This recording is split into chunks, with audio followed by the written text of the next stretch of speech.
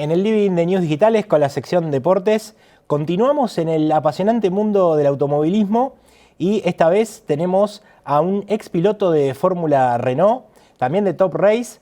Es uno de los mejores analistas de Fórmula 1 en la actualidad en la Argentina y quizás es el analista más querido por la enorme cantidad de seguidores que tiene Franco Colapinto en las redes sociales. Por supuesto que estoy hablando de Juan Cruz Álvarez. ¿Cómo estás, Juan Cruz? ¿Todo bien? Gracias por venir. No, es un placer estar acá, un placer. ¿Cuál es tu primer recuerdo vinculado a un auto, a un motor, tu primer karting?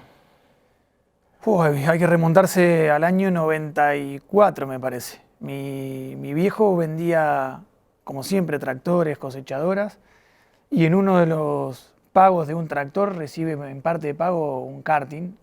Yo tenía 8 años y me acuerdo de insistirle de que me lo deje probar, que me deje andar, hasta que, bueno, me llevó al circuito de Arrecife, que en ese momento era de tierra todavía. Hice mis primeras pruebas, corrí mi primera carrera ahí al poquito tiempo, a los 20 días. Y bueno, de ahí arrancó la pasión a fondo. De pasar de tener un karting medio pelo, prestado, heredado, que cayó de arriba, para la segunda carrera ya tenía un karting nuevo, con un motor bueno. De hecho, la última carrera de ese primer año ya terminé ganando. Y en ese mismo campeonato, al año siguiente, logré mi primer campeonato. O sea que fue todo muy rápido, ¿no? A partir de ahí arrancó toda la historia. Recién nombrabas a Arrecifes, tu ciudad. El automovilismo es quizás uno de los deportes o el deporte más federal en Argentina, en términos de que hay un montón de autódromos y competencias en todas las provincias. Pero ¿por qué en Arrecifes salieron tantos pilotos? Digo, desde Froilán González, no sé, hasta los Canapino, los Di Palma, bueno, vos por supuesto. ¿Por qué tantos pilotos salen de Arrecifes? Y no sé, pasa algo muy especial. Y de hecho es un tema de conversación que suele salir en Arrecifes. Creo que es el único pueblo de toda Argentina que el lunes en la mesa de café del pueblo se habla de carreras y no de fútbol, que es algo difícil de encontrar. Hay muchos pilotos de nombre a lo largo de toda la historia y hay muchos talleres, no solamente de automovilismo a nivel nacional, sino que también a nivel zonal, y hay muchos pilotos también. Es un caso digno de estudio. El pueblo tiene 20 cuadras por 20 cuadras y tuvimos el primer ganador de la Fórmula 1 con Ferrari, tuvimos pilotos en IndyCar, en la Indy 500, tuvimos campeones de TC por todos lados, campeones a nivel internacional. Todos los que nombraste, también estaba Norberto Fontana, Valentín Aguirre, Niki Trocet. Hay tantos nombres y tantos pilotos que es increíble, es increíble. Es un pueblo relativamente chico, 25.000, 30.000 habitantes, y todo el tiempo tenemos representantes al mejor nivel nacional, zonal, internacional, que salen desde ahí. Es difícil de explicar. Vos justamente empezaste a correr ahí digamos, en los zonales y después te fuiste de chico a Europa. ¿Cómo fueron esos primeros pasos en el exterior? Empecé corriendo este campeonato que te decía, que es el campeonato de la Federación ahí de Arrecifes. Muy chico, en el año 94 fue las últimas 2, 3 carreras que corrí. En 95 ya logré salir campeón. En el 96 ya me vine para el campeonato argentino y el campeonato metropolitano, que se llamaba en ese momento, que eran los dos que tenían más nivel. Y a final del 96 se corría el campeonato sudamericano, Mercosur se llamaba, que lo pude ganar. En el año 97 ya salí campeón argentino, apenas tenía 11 años, ya tenía 2 campeonatos, un argentino, un sudamericano. Y ahí empezamos a buscar nuevos desafíos, ¿no? Empecé a ir a correr alguna carrera suelta a Europa. En el año 99 ya gané el campeonato americano. Corriendo. Perdóname, ¿fuiste el primer piloto argentino en ganar un campeonato de FIA, algo así, puede ser? Ahí justamente en ese campeonato, que era el campeonato americano, en el año 99, gané las 2 carreras que se hicieron en Canadá y las otras 2 que se hicieron en Charlotte, en Estados Unidos. Fui el primer piloto argentino en conseguir una Copa FIA de karting y bueno, después a partir de ahí también fui a correr varias carreras a Europa y después bueno, empecé en la parte de automovilismo, ¿no? Eso fue la parte karting, que es la parte de formación, y después empecé en la parte de automovilismo, que justo para dar el salto a mí me agarra la crisis del 2001 del país. Entonces, en vez de seguir en el automovilismo europeo en ese momento, o empezar en el automovilismo europeo, me vuelvo a Argentina y empiezo en la Fórmula Renault Argentina, en el año 2001. Ahora, mientras estabas en Fórmula Renault, probaste un auto en Open Nissan, ¿no? Digo, la competencia donde salió Alonso, Marc Gené, ¿cómo fue eso? Exacto, yo corrí el primer año en Fórmula Renault, con 15 años acá, que no era muy normal. Normalmente empezaban los chicos a correr en Fórmula Renault a los 17, 18. La última carrera de ese año en Olavarría gané, mi primera carrera en el automovilismo argentino. En el 2002, corrí todo el año en Fórmula Renault, peleé el campeonato hasta la última carrera. Y ya ahí en el 2002 me fui a hacer esta prueba en la Fórmula Nissan, que se llamaba en ese momento Open Nissan, donde corrió Marc Gené, donde corrió Fernando Alonso, donde corrieron varios pilotos que ya en ese momento eran pilotos de Fórmula 1. Y bueno, la primera prueba me fue muy bien, tuve un muy buen desempeño, lo que me abrió la puerta al año 2003, irme a correr allá, a esa categoría que dejaba de existir y se empezaba a llamar World Series Light. O sea, era como una transmutación de nombre, pero era la misma categoría, ¿no? Y en ese año que hago el salto, me va muy bien. La verdad es que llegué a Europa y en un campeonato de, creo que eran 14 o 15 carreras, o 16 carreras, creo que gané 9 y 7 de forma consecutiva. Y eso fue como un boom, porque el que tenía el récord de victorias consecutivas en esa categoría era Alonso, y el que tenía el récord de más victorias en un año era Marc Gené. Y en ese momento, en el año 2003, ambos pilotos estaban en Fórmula 1. Alonso estaba con Renault y Marc Gené creo que estaba con Minardi. Así que fue como un boom, apenas tenía 17 años y ya contaba con un campeonato europeo, y encima en una categoría de renombre importante, ¿no? No solamente había ido, sino que había ganado carreras y había ganado el campeonato. Entonces ya me posicionaba en un selecto grupo, ¿no?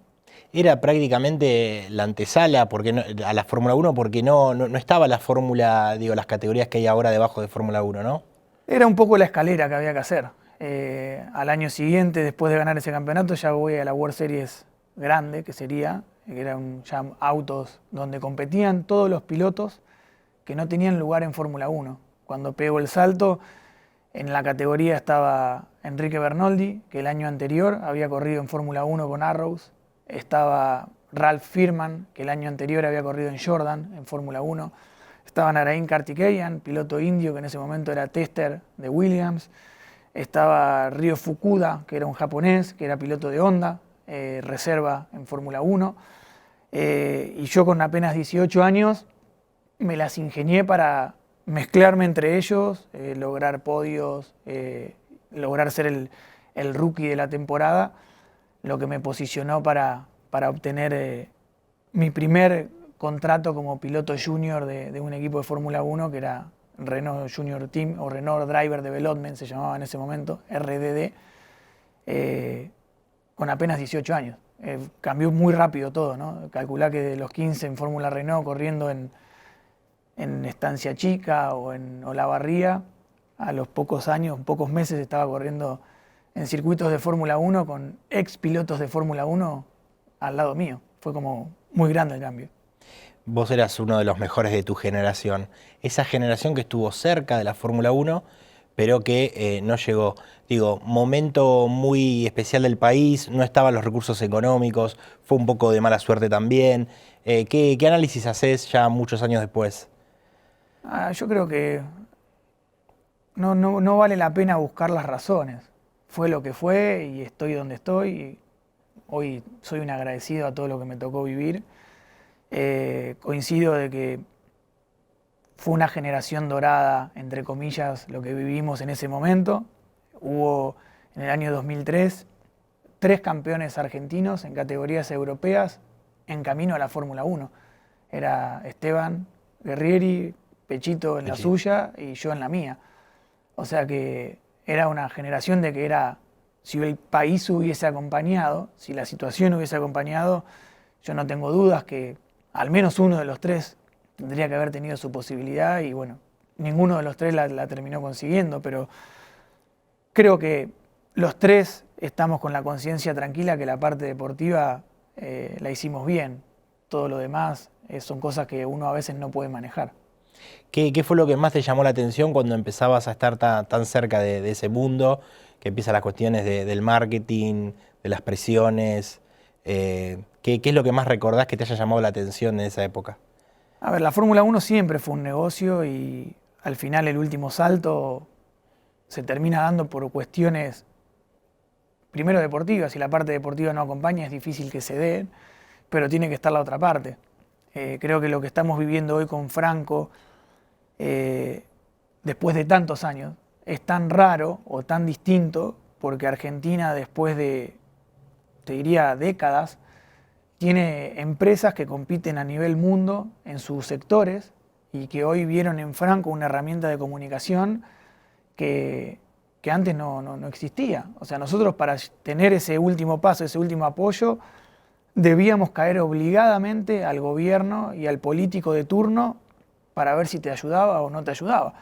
Y hoy eso se anuló, o sea, o se puede obviar. Hoy está la parte privada, ¿no? Que gracias a Dios hoy está Mercado Libre, está Globant, son empresas líderes en sus sectores, son argentinas, compiten en el mundo y han visto en Franco una herramienta de comunicación que es única, ¿no? Nosotros no tuvimos esa fortuna, pero bueno, creo que si nos ponemos a analizar, para que haya habido un Franco Colapinto, tuvo que haber habido un Pechito López, tuvo que haber habido un Esteban Guerrieri, tuvo que haber habido un Juan Cruz, que hicieron su camino y que abrieron puertas para todos los que venían atrás.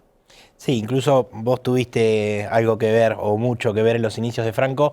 Eso ahora lo vamos a hablar un poquito más adelante. Antes quería volver a ese momento de tu carrera. Vos volviste a la Argentina y corriste 8 años acá, ¿no? Dejaste de correr muy joven, tenías muchos años por delante. ¿Por qué esa decisión? Yo me volví de Europa con 20 años. Era muy chico. Cuando se trunca la posibilidad de Fórmula 1 en una charla mano a mano media chocante con Flavio Briatore, que hoy es el jefe de Franco. En ese momento era jefe de Renault y por ende jefe de todos los pilotos juniors de Renault. Cuando te exponen la parte de marketing tan abrupta y tan... En ese momento todos los pilotos juniors de Fórmula 1 de Renault iban de a pares. En ese momento mi par, o sea, o mi contra era Nelson Piquet Jr. Y la charla con Briatore fue, bueno, Juan, yo entiendo de que vos seas 1 o 2 décimas más rápido que Nelson, pero Renault en Brasil vende 100.000 autos por año y en Argentina vende 10.000. ¿Quién va a poner la diferencia? Y cuando te chocas con esa realidad, siendo tan chico y sin tener las herramientas para contestarlas, me di cuenta de que el sueño de la Fórmula 1 era prácticamente imposible. Y el esfuerzo que uno estaba haciendo, o que yo estaba haciendo, estando lejos de mi familia, de mis amigos, haciendo sacrificios, solamente tenía premios si era la Fórmula 1. Todo lo demás, en ese momento, no me interesaba. Me pegué la vuelta, empecé a correr en el automovilismo argentino y me llevó un tiempo entender que realmente en el automovilismo argentino no hay deporte. Todas las categorías estaban contaminadas por intereses, por manejos, por cuestiones que no tienen nada que ver con lo deportivo. Y cuando transcurrió ese tiempo, 6, 7, 8 años, me di cuenta de que yo no pertenecía a eso. O sea, yo me enamoré del deporte, me enamoré del automovilismo puro, del vos contra mí, con el mismo reglamento, vamos a ver quién lo hace mejor, de la competencia. Y acá eso no pasa. Acá hay acomodos, hay arreglos, y cuando me di cuenta de cómo funcionaba todo, dije, yo me tengo que ir. Primero intenté cambiarlo, cuando te das cuenta de que sos el único que intenta cambiarlo porque todo el resto vive de eso, te das cuenta que no lo podés cambiar y simplemente decidí hacer un paso al costado porque no me interesaba ser parte de eso. Te llevaste una desilusión muy grande con el sistema, digamos, del automovilismo. Con el sistema. A ver, salvando la distancia, creo que en Argentina En todos los ámbitos donde se maneja dinero suele haber corrupción, o cada vez que se investiga suele aparecer. No es la excepción del automovilismo. El automovilismo es un negocio muy grande, que genera mucho dinero y que hay gente que lo maneja. Y por eso creo que hoy por hoy estamos viviendo la crisis del automovilismo nacional que estamos viviendo, ¿no? El enfrentamiento del Automóvil Club contra la CTC, eso es por años y años de dirigentes nefastos que no hicieron su trabajo de la manera que había que hacerlo, y hoy el cáncer es tan grande que lo está sufriendo todo el deporte, ¿no? Pues incluso se habla a veces que ha bajado un poco el rating o bastante de las transmisiones del automovilismo nacional, y es todo un debate, ¿no? ¿Qué hacer con la industria del automovilismo nacional que va perdiendo audiencia? Y es que iba a pasar, porque lo que yo te estoy contando, que lo viví de adentro y que me di cuenta, hoy por hoy la gente se da cuenta también. O sea, no es un secreto de que hay acomodos, de que hay gomas blandas, de que hay liberaciones de cilindrada, de que hay... Entonces, cuando la gente se da cuenta de eso y encima hoy, teniendo la posibilidad de disfrutar de un argentino en el más alto nivel de automovilismo puro, creo que la gente eligió, o por lo menos está eligiendo, ¿no? Igualmente, desde mi punto de vista, es anecdótico, ¿no? Yo digo, analizo de afuera lo que veo. Hoy hace muchos años que ya no soy parte del sistema ni del automovilismo, y la realidad es que tampoco me interesa hacerlo.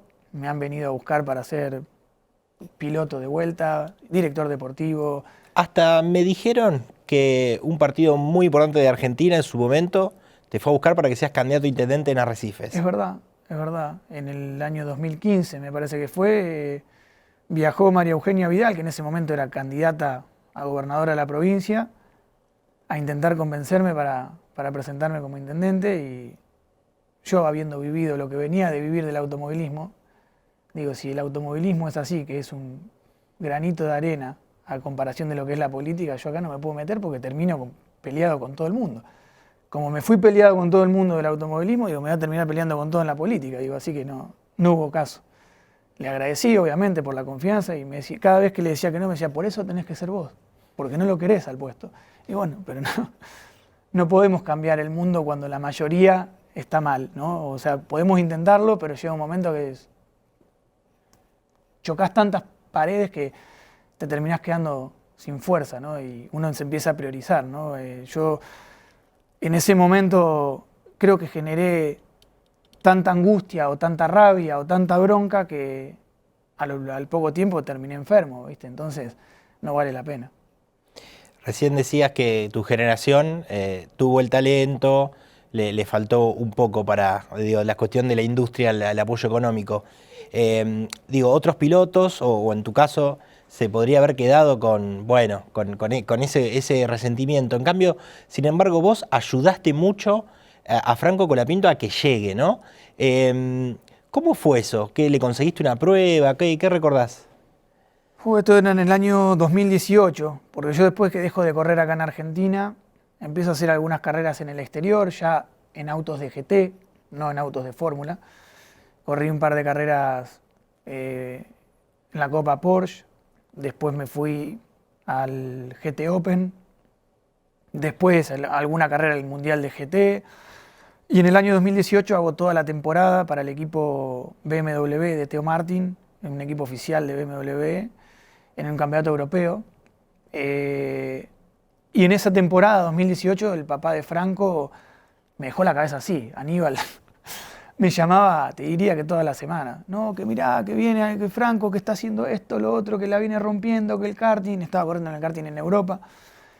Y la verdad es que, sinceramente, hasta ese momento yo no había visto nada de Franco. Era solamente la palabra de un papá muy apasionado. Y yo simplemente decidí ayudarlo, primero porque podía, porque tenía los contactos, porque estaba allá, y la verdad que tantos años en Europa y habiendo hecho las cosas tan bien, te generan una reputación muy positiva, no solamente en lo deportivo, sino como persona, ¿no? Como te ve el sistema. Y la verdad es que tengo una buena reputación en Europa, y cuando le pedí a un equipo que por favor le diera la oportunidad a Franco, en principio no suelen hacerlo. Si no hay algo que demuestre, no suelen hacerlo, pero le insistí tanto que le dieran una oportunidad que al final se terminó dando, ¿no? Se terminó dando esa pequeña prueba, esa pequeña posibilidad, y después Franco hizo lo que ya sabe hacer, ¿no? El camino se lo hizo solo, yo solamente abrí la puerta, porque si no la gente va a decir, pero este se piensa que por él Franco llegó. No, yo solamente le abrí la puerta de entrada y de ahí en adelante él hizo su camino.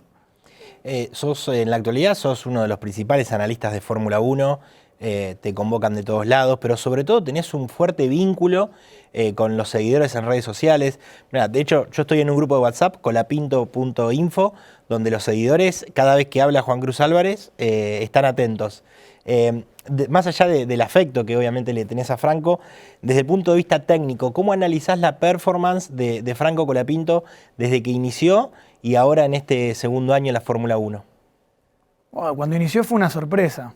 Franco llega a la Fórmula 1 prácticamente sin tener experiencia en el auto, apenas con 40 y pico de vueltas que había dado en Abu Dhabi al final de la temporada anterior.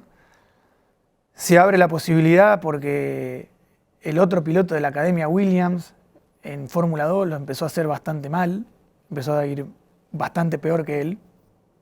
Y cuando se le da la posibilidad en la primera práctica libre de Silverstone, hace un trabajo formidable, al nivel de Albon, ¿no? Que todo el mundo en ese momento, cuando yo hacía el análisis de esa prueba, me decía, pero vos no podés saber con el combustible que está Franco. Y en realidad yo sí lo sabía porque yo con Franco hablo. Lo que pasa es que yo no lo podía decir, ¿entendés? Porque hay cosas que en el momento uno no las puede decir porque obviamente si no la información se sabe de dónde viene. Pero así todo había sido un resultado espectacular, ¿no? Después, cuando se abre la posibilidad de correr, que todo surge y parece que se va a ir ganando como por arte de magia, la figura de Gonzalo, de Bizarrap, es un papel fundamental porque cuando se abre la puerta, Franco aún no tenía el apoyo y es él quien le hace el contacto con este grupo de emprendedores jóvenes y tan exitosos de Argentina, que está Gastón Pericier, está Marcos Galperín y los chicos de Globan, y ahí deciden apoyarlo, ¿no? Y cuando deciden apoyarlo, ver lo que Franco logra en la Fórmula 1 casi sin experiencia, en la segunda carrera sumando puntos, al poquito tiempo superando a Albon, que era uno de los pilotos mejores vistos en ese momento de la Fórmula 1, fue espectacular. Después el regreso que vimos ahora a Alpine, a una escudería que hoy por hoy está claramente catalogada como la peor escudería de la Fórmula 1 y que obviamente ese cambio lleva tiempo. Si nos ponemos a analizar todos los pilotos que cambiaron de escudería del año pasado a este, sufrieron. Hamilton sufrió, Sainz sufrió, Franco era normal que sufra, porque además de cambiar de equipo, tenía apenas 9 carreras, 8 carreras en Fórmula 1. Entonces, los resultados que uno, o que la mayoría de la gente exigía de manera inmediata, eran ilógicos. Eran ilógicos por una cuestión de procesos. Si vos ves que un 7 veces campeón del mundo cambia de equipo y aún hoy, en este momento, todavía está sufriendo, ¿cómo le vas a exigir a un chico que tiene poco menos de una temporada en Fórmula 1, ahora debe tener 16, 17 carreras, no le llevo la cuenta, Franco, que esté al nivel? Y así todo, en las últimas 3 carreras, Franco se pone al nivel. Lo emparejó a Gasly, de hecho. Empareja a Gasly, las últimas 3 carreras que se compitieron, Franco le ganó a Gasly en clasificación o en carrera, y estamos hablando de un piloto que acaba de ser renovado, que el jefe del equipo dice que es la piedra angular para lo que viene del equipo en la Fórmula 1, y el piloto novato, que tiene menos de un año de experiencia en Fórmula 1, está al nivel o le gana. Entonces, eso habla del talento, ¿no? Del talento que tiene Franco y de lo difícil que es para un inexperto o para un aficionado que acaba de llegar al mundo de la Fórmula 1, muchas veces ver estas cosas y ver estos detalles. Por eso es importante siempre tratar de leer o de informarse con gente que tenga experiencia y que sepa cómo funciona cómo funciona la categoría, cómo funciona. La Fórmula 1 en sí no es simplemente una categoría, es un mundo. O sea, tiene marketing, tiene contratos, tiene acomodos, tiene un montón de cuestiones que uno, habiendo sido parte del circo, conoce porque a mí me tocó sufrirla en carne propia. Me tocó sufrir la discriminación por ser sudamericano, me tocó sufrir un montón de cosas que hoy, cuando veo ciertas situaciones, las puedo marcar porque las conozco. Y por ahí alguien que es un aficionado que recién llega porque Franco hoy está en Fórmula 1, le cuesta verlo. Es un deporte muy complejo, tiene muchísimas variables que son difíciles de ver, ¿no?, para un ojo normal. En este mundo de la Fórmula 1, vos recién lo nombrabas, Flavio Briatore, qué figura, ¿no? ¿Cómo lo analizás y cómo crees que está la relación con Franco? ¿Cómo ves la figura de Briatore, que es tan excéntrico a veces también, pero sin dudas es un histórico del automovilismo y de la Fórmula 1? A ver, Flavio es controversial desde toda su vida. Lo que pasa es que la Fórmula 1 también va cambiando. Yo creo que todos los jefes de equipo deben ir cambiando y amoldándose a lo que va sucediendo en la Fórmula 1, porque si no, en un momento tus métodos quedan anticuados, ¿no? Lo que hizo Flavio en la conferencia de prensa de Holanda con Franco, a mi manera de ver, es un modus operandi que se usaba mucho en la década del 90 en la Fórmula 1, ¿no?, donde los jefes de equipo solían presionar a los pilotos para conseguir resultados prontamente. Lo que pasa es que en la década del 90, la edad promedio de un piloto de Fórmula 1 era entre 30 a 35 años. Hoy los pibes tienen 20. Entonces, ese modus operandi, en muchas ocasiones, en vez de ser un plus para el piloto, termina siendo una contra, porque estás tratando de presionar a una criatura que no dejan de tener 20, 22 años. En algunos casos menos, como Antonelli.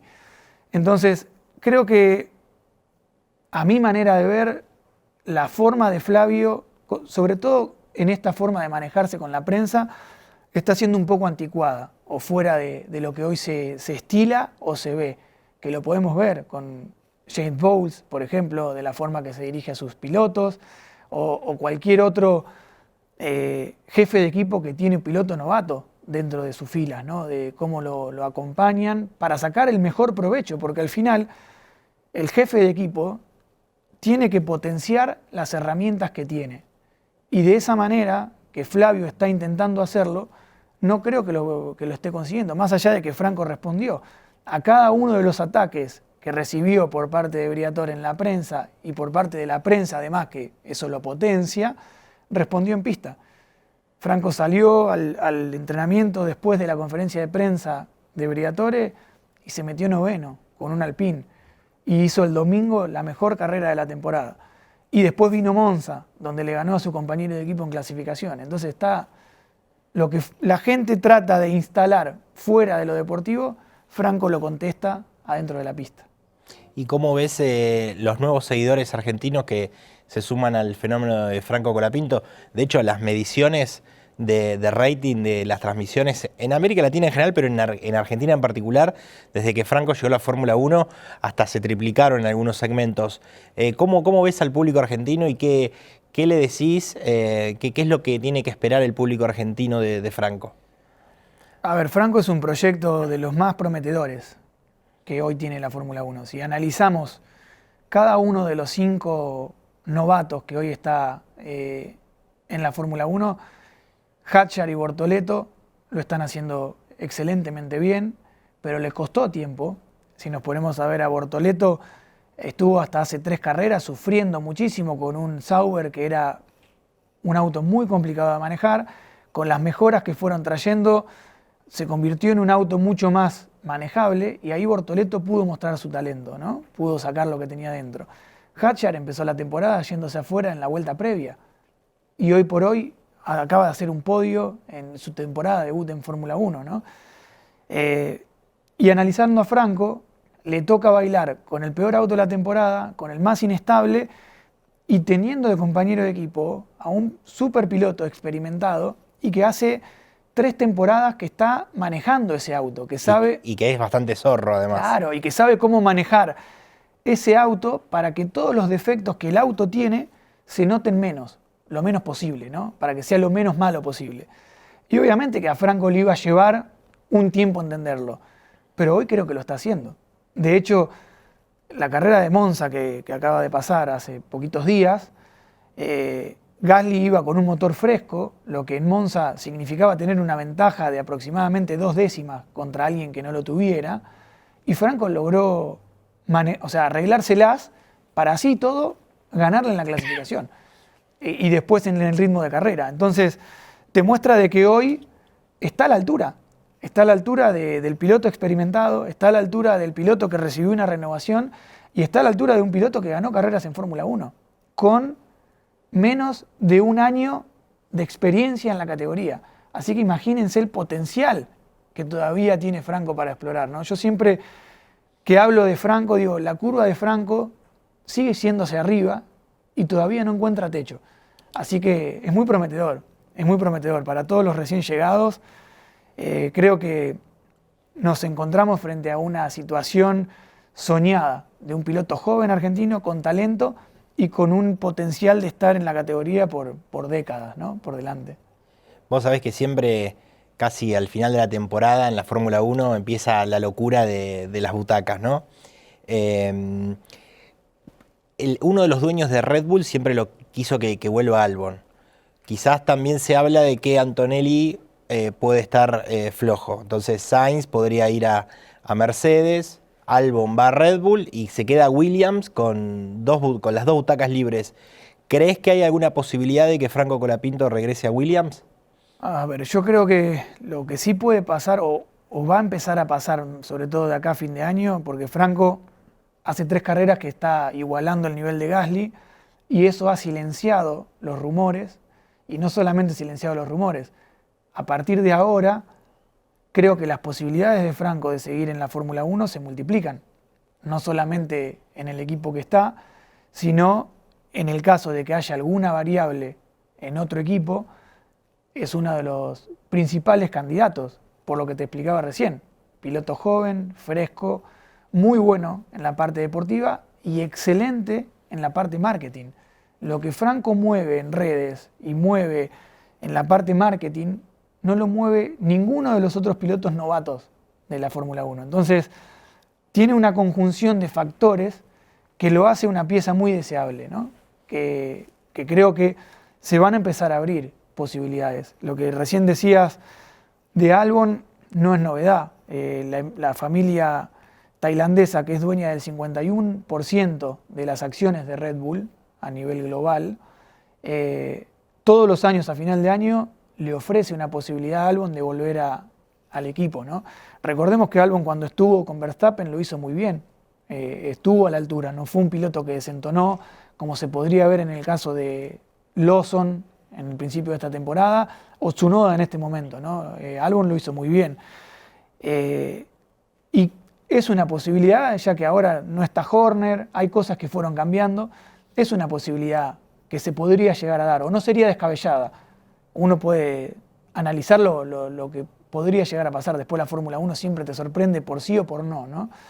Y la otra posibilidad de que Antonelli no está rindiendo y Mercedes necesita 2 pilotos que rindan, porque es un equipo top, es un equipo que aspira todos los años a pelear por cosas grandes. No puede darse el lujo de tener un piloto que no rinda. Entonces, si Antonelli no cambia el presente que está teniendo, es muy probable de que Toto Wolff se permita pensar en la posibilidad de un cambio, ¿no? Por un piloto experimentado. Y en ese caso ya sonó el año pasado el nombre de Carlos Sainz, no sería novedad o no sería una sorpresa de que vuelva a aparecer, ¿no? Entonces, frente a esta situación, uno empieza a analizar y se da cuenta del por qué James Bowles, que es el CEO o el director del equipo Williams, en las últimas semanas se cansó de tirarle flores a Franco. No es algo casual, porque Bowles, que está en la Fórmula 1 y que conoce el medio y que está hace años ahí, sabe que estas 2 posibilidades pueden ocurrir. Hay un margen de que realmente puedan llegar a pasar. Entonces, frente a esa posibilidad, está preparando su terreno. Es decir, bueno, si alguno de los 2 pilotos míos emigra, yo tengo que tener a Franco de vuelta.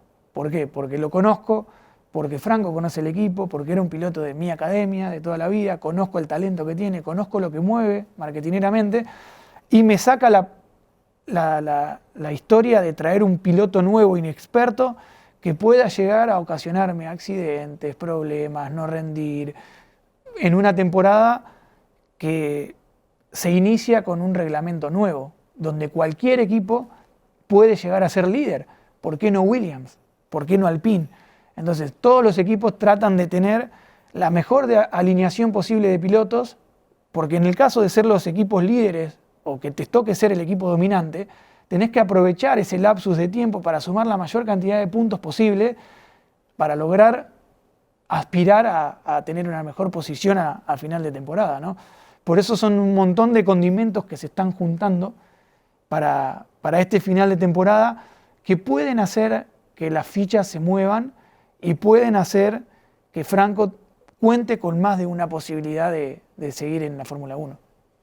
Juan Cruz, por último, además de analista, comentarista, ¿estás en algún proyecto en particular? ¿Seguís siendo DJ algunas noches? No, yo desde que tuve mi episodio con el cáncer en el año 2021, obviamente me llevó 1 año y medio, 2 de quimios, rayos, procesos, superar la enfermedad.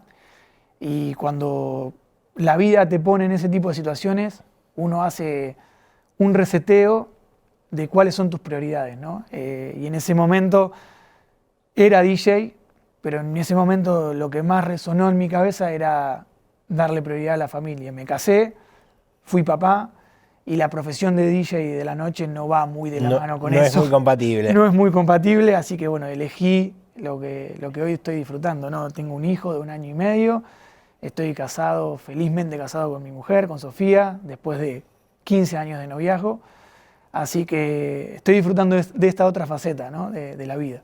¿Y le vas a regalar un karting a tu hijo? Por ahora no.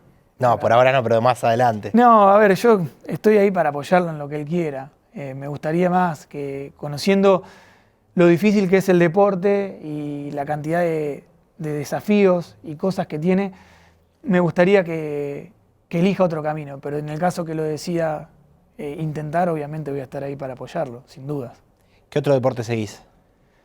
Me gusta mucho el tenis, me gusta el fútbol, me gusta la NBA. No me gusta el básquet, me gusta la NBA, que es distinto. Para mí es distinto. A ver, un partido de la Liga Nacional de Básquet me cuesta mirarlo. Debo decir, es injusto lo que estás diciendo. Y la verdad es que me pasa. Y es como quizás Fórmula 1 y otra categoría, ¿o no? Lo mismo me pasa, yo no miro automovilismo. No, eso, digo, con la charla lo descontaba igual. No miro, o sea, El automovilismo local descontaba que no mirabas. Miro IndyCar, miro Fórmula 1, miro MotoGP. Ah, es muy atractiva la competencia. Pero bueno, también me gusta el tenis de alto nivel, me gusta el fútbol de alto nivel. ¿Sos hincha de algún club? Soy hincha de San Lorenzo, pero soy muy respetuoso a la hora de dar una opinión. Porque también me gusta que sean al revés cuando se habla del deporte, ¿no? Que hoy es tan fácil opinar de Fórmula 1 que cualquiera dice lo que quiere. Entonces, cuando me toca opinar de fútbol, siempre trato de ser cuidadoso o de leer a gente que entiende, porque yo soy un aficionado. Yo jugando al fútbol siempre fui malísimo. Me gusta jugarlo, pero soy horrible. Lo mismo me pasa con el tenis. Entonces, cuando voy a dar una opinión, siempre trato de no sé, yo en el caso de fútbol sigo mucho a exjugadores. Me gusta escucharlo a Diego Latorre, por más que sea controversial. Voy a decir, ¿por qué? Porque el tipo estuvo 20 años en el deporte de alto nivel, viviéndolo en primera persona. Entonces, lo que él dice, para mí, tiene un valor agregado, mucho más que el de cualquier periodista consagrado, en mi caso, ¿no? ¿Por qué? Porque el periodista, de alguna manera, lo vive, pero es un outsider. O sea, es un analista, pero nunca le tocó vivirlo en primera persona o sufrirlo en primera persona, o no sabe lo que pasa en un vestuario, o no sabe las situaciones que se viven. Entonces, cuando veo fútbol, me gusta escucharlo a Latorre. Cuando veo tenis, me gusta escucharlo a Tata Clerc. Me encanta. Digo, si son tipos que lo han vivido, saben de lo que están hablando. Cuando miro automovilismo, me gusta escucharlo a Cochito López. O sea, me encanta. ¿Por qué? Porque más allá del nivel o lo que ha logrado como profesional, él sabe de lo que habla. Él estuvo ahí, él se puso el casco, él sabe lo que es el riesgo, la temperatura en el auto, sabe lo que se vive, sabe lo que son los contratos, los acomodos, los sponsors. Entonces cuando lo escuchás hablar, habla con conocimiento de causa, que no me pasa muchas veces con la gran cantidad de comunicadores que aparecen todo el tiempo en cualquier ámbito, ¿viste? Así que, bueno, trato de ser selectivo. Esta es la última. Te prometo que es la última para vos y también para todo el equipo de News Digitales que viene trabajando mucho y muy bien hace tiempo. En esta explosión de la Fórmula 1 se sumaron un montón de comentaristas en redes sociales. Vos tenés una banca muy fuerte, muy impresionante, pero en las redes sociales nadie le escapa a un hater, a un comentario negativo. ¿Cómo te llevas con eso? ¿Cómo los manejás? A ver, me cuesta un poco todavía entender cómo funcionan las redes. Mucha gente que está más dedicada o que entiende más del tema me dice, no hace falta que le contestes a todos, ¿viste? Perdés tiempo, energía. El hater es hater, por más que vos le des información, le des datos, va a seguir siendo hater porque es así. Y a veces me cuesta soltar o me cuesta no contestar frente, sobre todo al ataque desmedido y sin justificativos que tiene un deportista, como el ataque injusto que tuvo Franco durante esta primera etapa de Alpine o primeras carreras, que ahora se va a ir callando poco a poco porque el resultado en pista está apareciendo. Pero el ataque constante que tuvo, no solamente de las redes, sino de los medios deportivos argentinos, fue muy injusto. Fue muy injusto y bueno, desde mi parte, con el conocimiento y los datos que yo puedo conseguir y tener, traté de enfrentarlos para mostrarle que no es verdad lo que estaban diciendo o lo que estaban tratando de mostrar, ¿no? Y lo hice gratis, la verdad, porque todo el mundo me dice, pero vos al final que Colapinto te paga. Franco a mí no me paga. Somos amigos, tengo la suerte de haber participado en este camino para que él llegue donde está. Soy un apasionado de la Fórmula 1, del deporte. Yo la Fórmula 1 la miro de toda la vida, no la miro desde que Franco llegó. La miro de toda la vida porque era mi objetivo de vida, era donde yo quería estar, donde yo quería llegar. Y me tocó vivirla, conocerla de adentro. Y hoy por hoy, todas mis opiniones están basadas en mis propias experiencias personales de 30 años de deportista de élite, de pertenecer al automovilismo, y de información que puedo conseguir, ¿no? Que puedo conseguir en base a contactos. Entonces, cuando yo trato de dar una información, no es una opinión, nada más. Está fundamentada. Que eso, a veces en las redes sociales, le da la oportunidad a un NN a contestarte o a ponerte en su terreno, ¿no? Te arrastra a su terreno y es lo que me cuesta un poco todavía manejar. Juan Cruz, un placer escucharte, hemos aprendido un poco más de la Fórmula 1, muchas gracias por venir. No, gracias a ustedes, es un placer, así que cuando gusten.